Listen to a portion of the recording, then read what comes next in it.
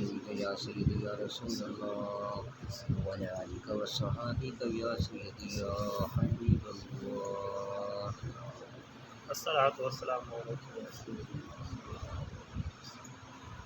بسم اللہ الرحمن الرحیم۔ اللہم صلی علی سیدنا و مولانا محمد مبارک وسلم وصلی علیہ۔ هذا باب بیان ما جاء فی الصلاۃ فی مرابد الغنم واعطان الابل۔ محترم بزرگو، امام ترمذی رحمۃ اللہ علیہ یہ باب لایا ہے، اس کا عنوان قائم کیا ہے کہ نماز پڑھی جا سکتی ہے بکریوں کے باڑے میں اور نہیں پڑھی جا سکتی اونٹوں کے باڑے میں۔ مسئلہ یہ ہے، اگر کوئی ایسا آدمی نمازی ہے کہ نماز پڑھنی ہے لیکن نمازی کے پاس جگہ دو ہے، ایک بکریوں کا باڑا ہے، دوسرے نمبر پہ اس کے پاس اونٹوں کا باڑا ہے۔ اب آیا کہ اس کو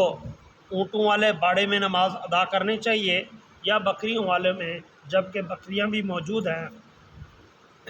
اور اونٹ بھی موجود ہیں؟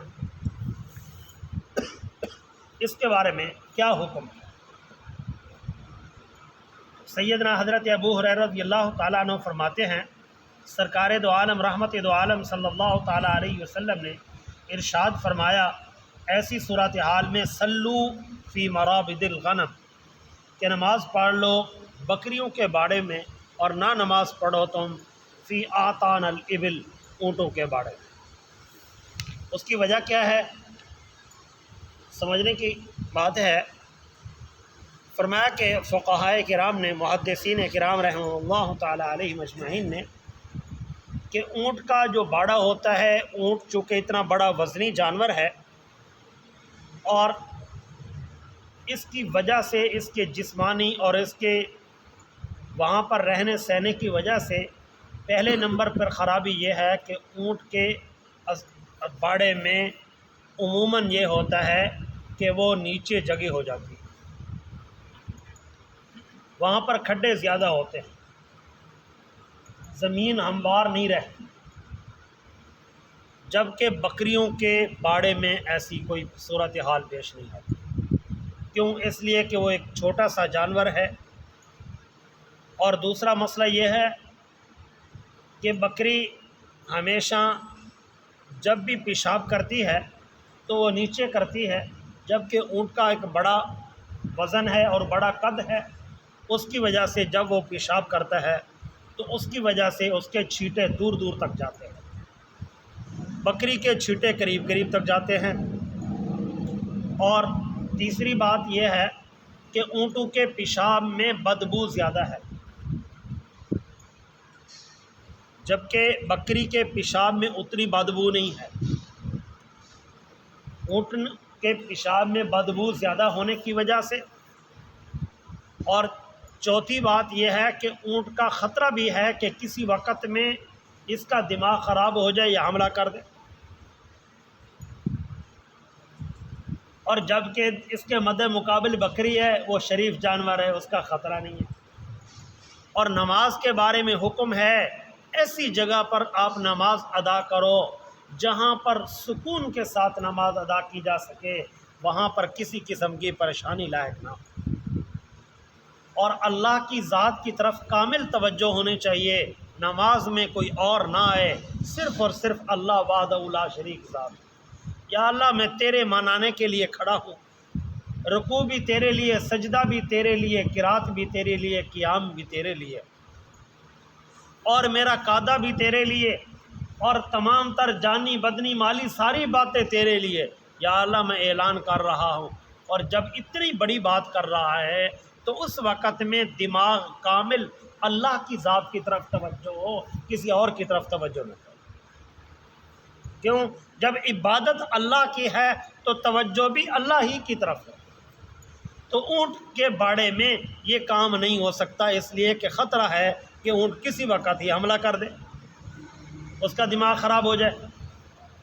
جبکہ بکریوں کے باڑے میں بکری سے ایسی کوئی مسئلہ نہیں ہے، ایسی کوئی پریشانی والی صورتحال نہیں ہے۔ اس لیے فرمایا گیا ہے کہ، اور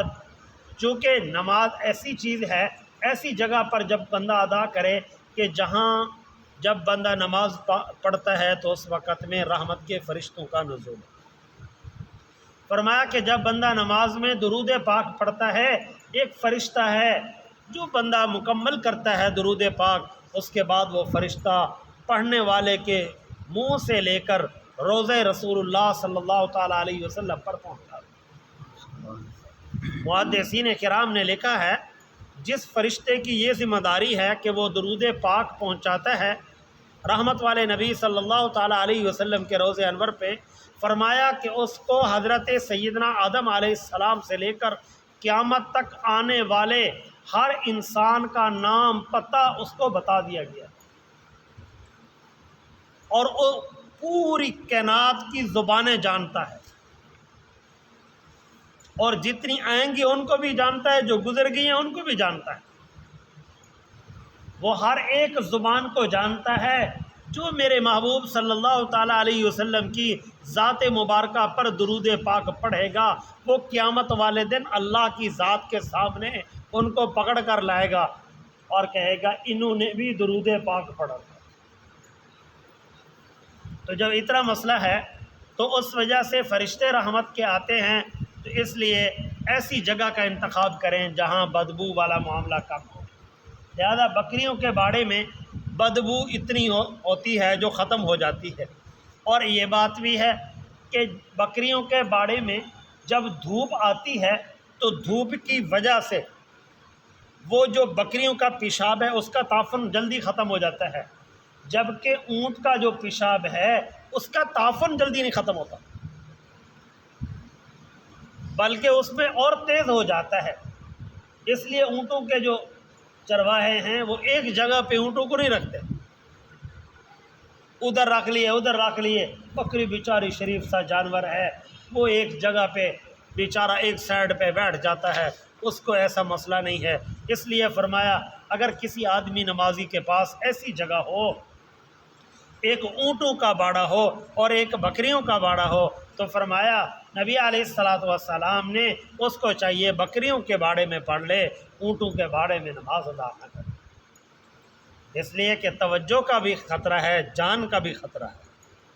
کامل توجہ نہ ہوئی اللہ کی ذات کی طرف تو نماز کامل نہ ہوئی، اور اسی طرح جس طرح عبادت میں خطرہ ہے اسی طرح عبادت کرنے والے کی جان کا بھی خطرہ ہے۔ ہو سکتا ہے کسی وقت اونٹ حملہ کر دے، اس وجہ سے جہاں نماز ادا کرنی ہو۔ بڑا عجیب لکھا ہے، کتنا بڑا جانور ہے، یہاں دیکھ رہا تھا پڑھ رہا تھا کہ بھئی اونٹ کیسا جانور ہے اتنا بڑا، اس کو چپ کروانا ہو تو اس کا طریقہ کار کیا ہے، اس کو خاموش کرانا ہو تو اس کا طریقہ کار کیا ہے۔ آج کل تو آسان ہے، پرانے دور میں جو چرواہے ہوتے تھے وہ یہ کرتے تھے کہ جو روٹی پکانے والا توا ہوتا ہے نا، اس کو کھڑکا لیتے، اس کے نیچے جو کالک ہوتی ہے یہ جمع کر لیتے برتن میں، اس کے اندر سرسوں کا تیل ڈال لیتے اور اس کو مکس کر لیتے، وہ ایک کالک تیار ہو جاتی کالا، اونٹ کی گردن پر یہاں پیچھے لگا دیتے، وہ بیچارہ چپ کر دیتا۔ اتنا بڑا جانور ہے۔ اور آج کل کے دور میں موٹر سائیکلوں کا جو پرانا تیل ہے، جو اونٹوں کے چرواہے ہیں وہ کیا کرتے ہیں کہ اونٹ کی گردن پر کالا نشان ہوتا ہے، اوپر دیکھا کرے سر کے پیچھے بالکل نیچے ایک گردن پر کالا نشان ہوتا ہے، یہ اس لیے لگا دیتے ہیں کہ جس کو کالا نشان وہ لکیر لگا دیتے ہیں وہ بیچارہ چپ کر کے سر نیچے کر دیتے۔ قدرت کا نظام، اتنا بڑا جانور، ایک کالی لکیر لگائی اور وہ بیچارہ چپ کر کے کھڑا ہے، نہ اس کو نکیل کی نہ اس کو کس چیز کی۔ جب اس کو وہ کالا تیل لگا دیتا ہے، جتنا مست اونٹ ہوتا ہے بیچارہ خاموش ہو جاتا ہے۔ انسان کو اللہ نے کیسی عقل عطا فرمائی ہے، فرمایا کہ اسی بات سے عقل سے کام لینا چاہیے کہ یہ جو ہے بغض رکھنے والا جانور ہے، جب بھی اس کے پاس ٹائم ملے تو حملہ کر دیتا ہے، اس لیے اونٹوں کے باڑے میں نماز پڑھنے کی اجازت نہیں ہے۔ حضرت ابو ہریرہ رضی اللہ تعالیٰ عنہ سے روایت ہے، رحمت والے نبی صلی اللہ تعالیٰ علیہ وسلم نے ارشاد فرمایا صلو، نماز پڑھو تم، فی مرابض الغنم، بکریوں کے باڑے میں، ولا تصلو، مت نماز پڑھو تم، فی آتان الابل، اونٹوں کے باڑے میں۔ اللہ تعالیٰ سے دعا ہے اللہ تعالیٰ